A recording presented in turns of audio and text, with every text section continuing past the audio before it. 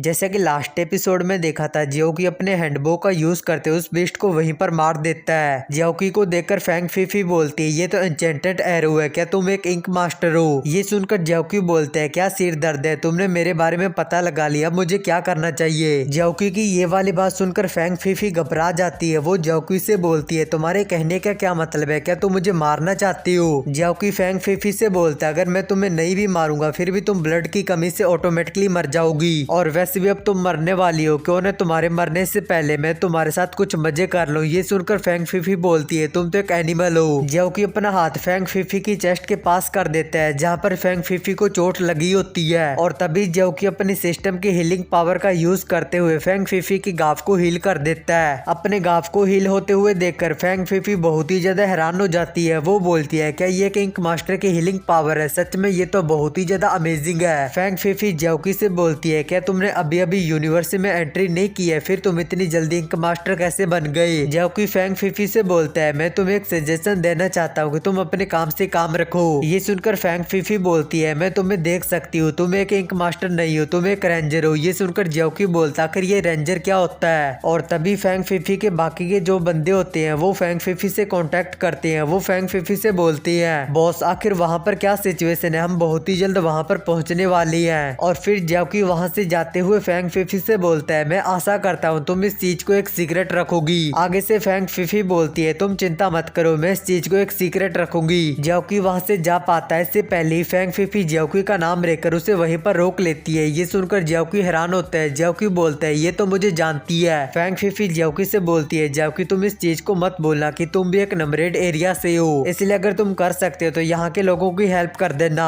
आगे से जियोकी कुछ भी नहीं बोलता और फिर जियोकी वहाँ से चला जाता है। इसके बाद हम जियोकी के घर में उसके कमरे का सीन देखते हैं, जहाँ पर जियोकी अपने बेड के ऊपर बैठा होता है और जियोकी अपने हाथ में उस बीस्ट के कोर को उछाल रहा होता है। जियोकी बोलता है, मुझे लेवल 1 के बीस्ट के कोर से 100 माना मिलता है, इसका मतलब 15 लेवल वाले बीस्ट के कोर से मुझे 1500 माना मिलेगा, और अगर मैं इसे सेल करता हूँ तो मैं इसे 1,50,000 तियानवु कॉइन में सेल कर सकता हूँ। अगर मैं इसे गेम के अंदर स्काईनेट के ऊपर सेल करता हूँ तो मैं ज्यादा से ज्यादा इसे सिर्फ 15,000 में सेल कर सकता हूँ। और तभी वहाँ पर शिजुकी यानी कि सिस्टम गर्ल आ जाती है। वो जियोकी से बोलती है, जियोकी से ट्रेड मत करना, ये हेमली क्लैन की एक साजिश है। ये सुनकर जियोकी हैरान होता है। जियोकी बोलता है, क्या साजिश? सिस्टम गर्ल जियोकी को बताती है कि वो तुम्हें तियानवु कॉइन की लालच देकर तुम्हारी स्पिरिचुअल एनर्जी को खत्म करके तुम्हें गुलाम बनाना चाहती है। अगर तुम इसे देखना चाहते हो चलो फिर ठीक है, मैं तुम्हें दिखाती हूँ। ये बोलकर सिस्टम गर्ल जियोकी की शर्ट को ऊपर करके उसकी पैंट उतारने लग जाती है। जियोकी जल्दी से सिस्टम गर्ल को अपने से दूर कर देता है। जियोकी उससे बोलता है, तुम मेरे साथ ऐसा नहीं कर सकती, तुम सिर्फ एक चीटिंग सिस्टम हो। सिस्टम गर्ल बोलती है, मैं मजाक नहीं कर रही, उस बतख जैसे बीस्ट को मारने के बाद तुमने लेवल अप किया है, मैं तुम्हारे एट्रीब्यूट पॉइंट को बांटने में तुम्हारी हेल्प करूंगी, इसलिए जल्दी से तुमने जो अक्यूमेट पहन रखे हैं उनको उतार दो, मैं तुम्हारे एट्रीब्यूट पॉइंट को बांटने में तुम्हारी हेल्प करूंगी। ये बोलकर सिस्टम गर्ल जियोकी का स्टेटस देखती है, जहाँ पर जियोकी के बारे में सब कुछ लिखा होता है, उसकी एजिलिटी कितनी है, उसकी स्ट्रेंथ कितनी है। सिस्टम गर्ल जियोकी का स्टेटस देखकर बोलती है, तुम्हारे एट्रीब्यूट पॉइंट तो बहुत ही ज्यादा गड़बड़ है, इसे रीसेट करना पड़ेगा।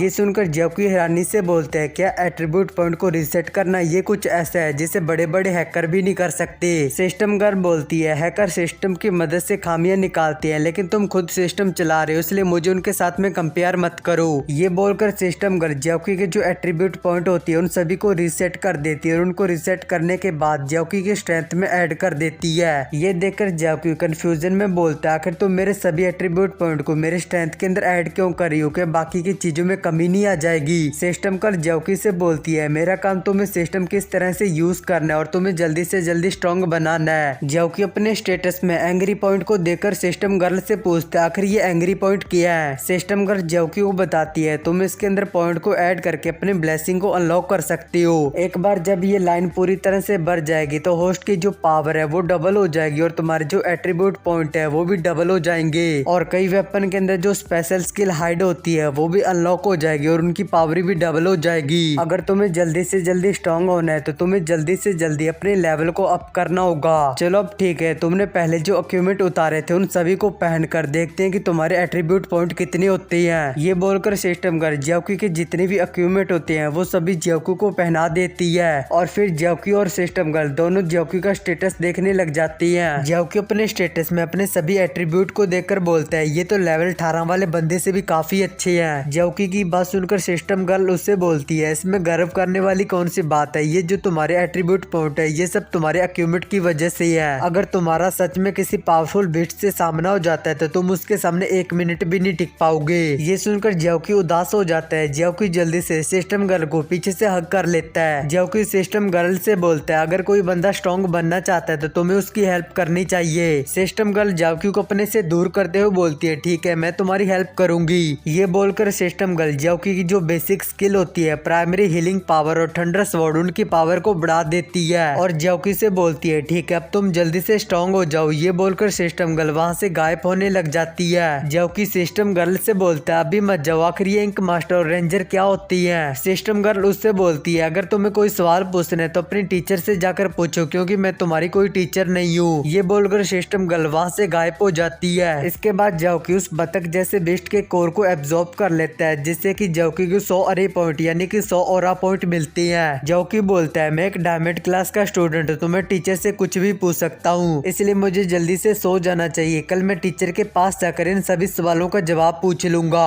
और फिर हम अगले दिन का सीन देखते हैं जहाँ पर मैक्सी ज्योकी को उठाने के लिए आई होती है। मैक्सी ज्योकी के कमरे में जाकर ज्योकी से बोलती है जल्दी से उठ जाओ, सुबह हो चुकी है, अब इतनी भी आलसी मत बनो। और तभी उनका जो कुत्ता होता है वो सीधा ज्योकी के ऊपर जंप लगा देता है जिससे कि ज्योकी उठ जाता है। और फिर ज्योकी उठने के बाद नहा लेता है। इसके बाद ज्योकी नहाने के बाद टेबल के ऊपर खाना खाने के लिए आ जाता है जहाँ पर इनकी जो स्लेब होती है वो ज्योकी और मैक्सी के लिए कई तरह का टेस्टी खाना लेकर आई होती है। इन सभी को देखकर मैक्सी बोलती है मैंने आज से पहले इतने अच्छे खाने को कभी भी नहीं खाया। ज्योकी बोलता है तो फिर जल्दी से इसे खाना शुरू कर दो। ये बोलकर ज्योकी खाना जल्दी से खाने लग जाता है। ज्योकी बोलता है जब मैं छोटा था तो बचपन में मुझे कभी कभार कुछ अच्छा खाने को मिलता था, लेकिन जब से तुम मेरे घर आई हो तो मैं तुम्हें मीट खिलाता था ताकि तुम जल्दी से जल्दी ठीक हो जाओ और मैं खुद सूप पीता था। ये सुनकर मैक्सी उदास हो जाती है। मैक्सी बोलती है मुझे पता है कि ज्योकी तुमने मेरा बहुत ज्यादा ध्यान रखा है और तुमने मुझे बचाया है, तुमने मेरी हमेशा सपोर्ट की है, इसलिए मैंने डिसाइड किया है कि जब मैं बड़ी हो जाऊंगी तो मैं तुमसे शादी करके मैं तुम्हारी वाइफ बन जाऊंगी। ये सुनकर ज्योकी खड़ा होकर मैक्सी के सिर के ऊपर मारता है और मैक्सी से बोलता है क्या तुम मेरी वाइफ बनना चाहती हो? ऐसी अजीब सी चीजें मत सोचो, तुम बस खाना खाओ और मौज मारो। एक बात मैं तुम्हें पहले ही बता देता हूँ कि जब मैं तुम्हारे पैरों को ठीक कर दूंगा तो तुम्हें स्कूल जाना होगा और पैसे कमाने होंगे।